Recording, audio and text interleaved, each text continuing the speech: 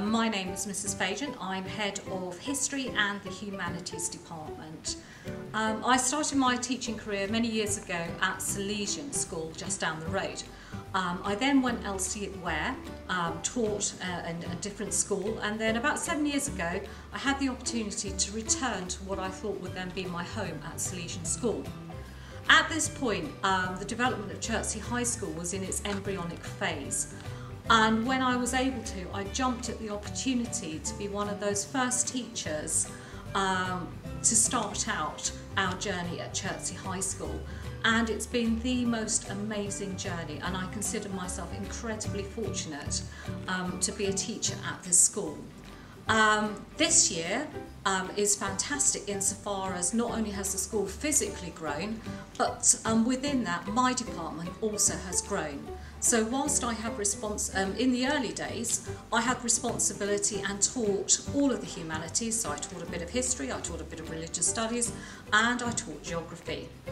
Nowadays, this year, I teach only history. I consider myself incredibly fortunate in that I have Mr. Hicks to teach religious studies, and with him a lady called Mrs. Phillips. Mrs. Phillips also is so fantastic that she teaches history with me along with Miss O'Neill. So my department, like the school, has very much grown on this incredible journey of Chertsey High School. Why do I love history? Well, actually, it's part of why I absolutely love my job. I consider myself to be so fortunate. History is one of those subjects where you actually couldn't make it up if you tried. History is not only integral to the learning needs of students in terms of comprehension, recall and analysis skills, but history is so important in helping students make sense of what's happening in the world today and what might happen in the future. History is so important in looking at key influencers in the past and comparing them to key influencers of today and what they're doing.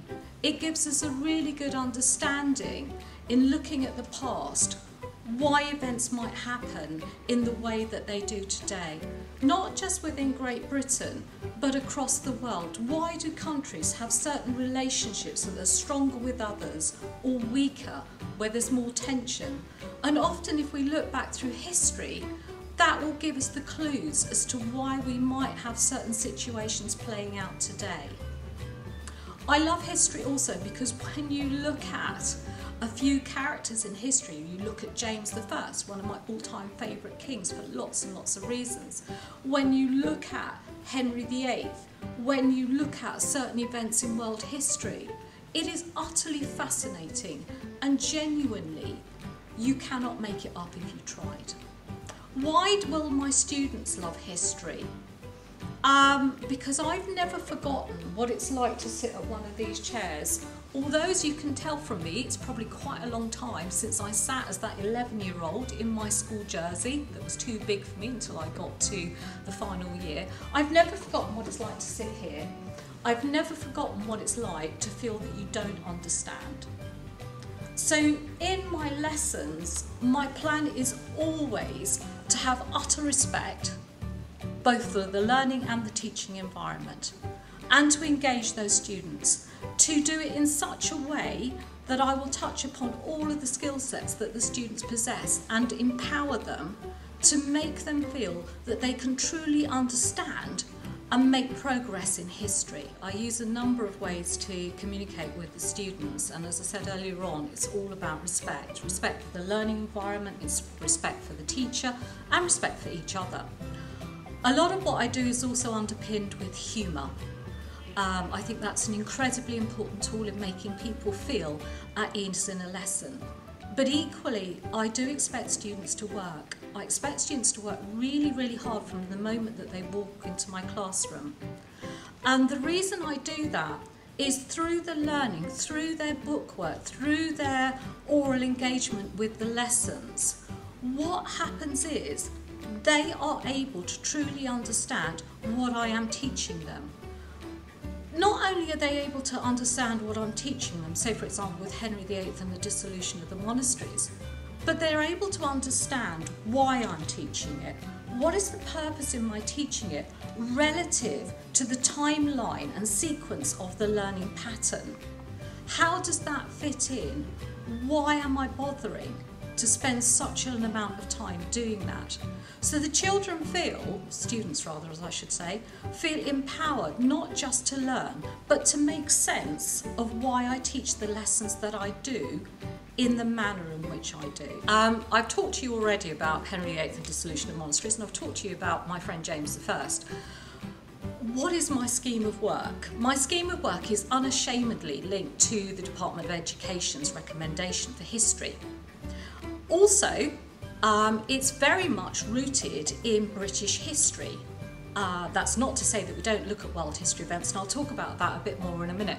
But unashamedly, I have chosen to take the view that our students are living in this environment. They are part of living in Great Britain, and therefore, in their onward journey in life, whether they go on to do A-levels in history, whether they go on to do a degree, and let's be very honest, it will only be a few each year that will go on to do that degree. So it is my responsibility to help those students, whether they do the degree, whether they stop the learning at GCSE, to make sense of the cultural and political history of the country in which they currently live. Therefore, what happens is in Year 7 I take the students on a chronological journey. And by that I mean I start in 1066 and I will literally walk them through key events in history, turning points, events of huge importance, so that they can gradually make sense and make links with relevant events that are relevant to today. So I will start with the Norman Conquest. And by the end of Year 7, we will have looked at key events that will take them up to 1485 with the Battle of Bosworth Field, which marked the end of what we call the medieval period and takes us into that period in history which we would then refer to as the Tudor period. Now within that, there is a lot of British history, but that is not to say that we don't touch upon events that are going on in Europe and in the wider world. I will spend time focusing, for example, on the Crusades, which is so utterly relevant to our teaching in a number of ways, and again will help students make sense of some of the cultural and political and religious events that are going on today. This is actually my Year 7 table here, which has actually got some evidence of work that the students have done, and I've deliberately chosen work that students have done during lockdown. During lockdown, although we don't really want to focus on that, the work that I had out of our current Year 7 students was utterly amazing. Their zest and enthusiasm for the work that I set them was just inspiring. I have never been so busy sitting at my desk, tippy-tapping, giving feedback and speaking with students on clinics and so forth. So this is just a sample here, a tiny, tiny fragment. There is more in that folder, but literally I ran out of space on my table. If we move across from Year 7, I go over to Year 8. And Year 8 is literally a continuum on that chronological timeline. Where I start obviously is with Henry VII, a much underrated monarch, and then I take them through the Henrician Reformation, and I then go through the Tudors and the Stuarts. We look at Cromwell and the Protectorate, and then we are going to be looking at the Industrial Revolution. These events in themselves do touch upon European history, but in a way which may not strike you as completely obvious. It's a fascinating period in history. It's a period, again, going back to understanding the cultural roots of this country, which is so important. Looking at events like the Armada, looking at things like the Gunpowder Plot, looking at the Babington Plot. It helps make sense of so many aspects of why people think in the way that they do today, and making sense of various relationships, be it in politics or in religion. Year 9 is where I go more into Europe, and I make no apologies for that. It simply steps up in terms of its complexity and the degree of understanding needed. Each of these steps, the work that we do, becomes progressively more complex as we go through. But it is done in a way that the students don't realise it's happening until they actually start looking back through their work. So Year 9 is over here, and this reflects work that starts really with looking at Britain and its empire and its relationship with the rest of the world. From there we go into World War I, the years between World War I and World War II, and looking at the rise of Hitler, and with that of course looking at the events of the Holocaust. What we then did, and what we focused on particularly during lockdown, is the key events of World War II. And this has been timed so wonderfully this year when we look at events with regard to recently VJ Day, for example. Our students' final pieces of work were actually on the dropping of the atomic bombs on Hiroshima and Nagasaki. So they will be able to make you a sense of and understand all these fantastic and sort of stories of bravery that have come out of the soldiers that have been talking about their experiences in World War II. What I also teach during this time is about slavery and about the Americas and the trafficking of people from the African continent to the southern states of America and islands like Jamaica and so forth. And that is really important, both in understanding events that are going on today, but understanding the whole cultural and racial relationships that are underplayed both in this country and across the world. And that takes us on really nicely to Year 10 and 11 when we look at our GCSE work. Obviously, as we're only just about to go into GCSE, I don't have any work with regard to what I can show you. All I can say is that I'm teaching Edexcel. It's a scheme of work I've taught before. In fact, I've only ever dealt with Edexcel. So I'm teaching subjects which I'm very familiar with and have taken students through on before.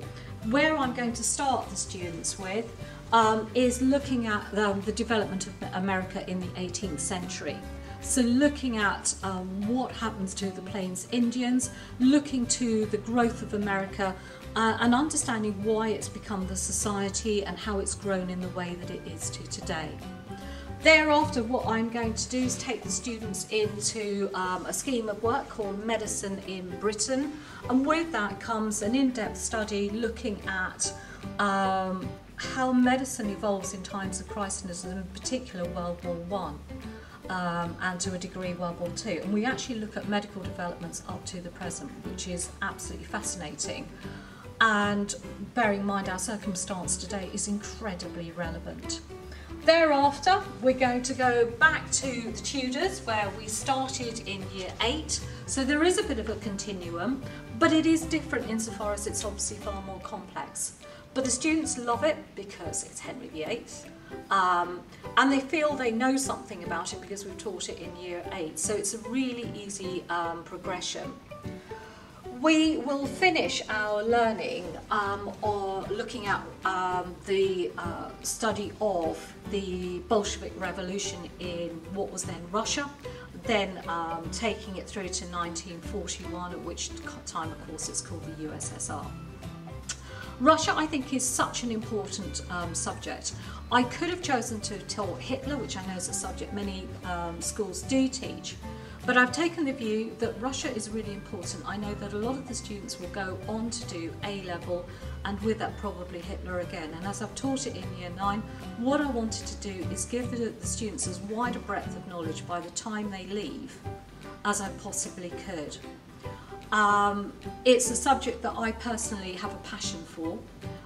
Lots of the students have been absolutely desperate to learn this subject, and by the time the students therefore leave this school, what they will have is an understanding of why America is the way that it is today, why Russia is the way that it is today, and also looking at the wars in depth and in detail, not just with regard to the battles, but also like on the home front. My aim is to have provided them with as rounded a history as I possibly could have done within the time that I'm given. One of the questions I'm often asked is why take up history? Why take it up at GCSE? Why take it up at A level? Why take it up at degree level? What can it lead to? Really, I'd like to take that question and turn it on its head. At GCSE, you take history because you really enjoy the subject. In taking it, what I will do is really help develop your skills of recall, interpretation, analysis. You will be able to write really well in a clear and analytical way. That is a skill set that is worth so much in any occupation, in any career choice. The study of history is known to have a huge amount of content, and I make no apologies for that. In taking it at A level, again, it's the same type of skill set, but you're showing your real commitment and passion for a subject with the thought process that you may want to use it to go on to university to study in its own right, or to support the decision to study another subject. Having a degree in history doesn't mean to say you're going to become an archaeologist or work in a museum. When I started out, that's actually what I thought I wanted to do, because I thought that was all historians did. But actually, having a history degree can lead to any number of career choices. It's particularly good for those that want to go into law. A lot of students don't actually study law at university as their first degree. They will do a history degree and then do a law conversion. But there are so many careers, be it in journalism of any type, be it within the civil service, be it within politics, be it within business.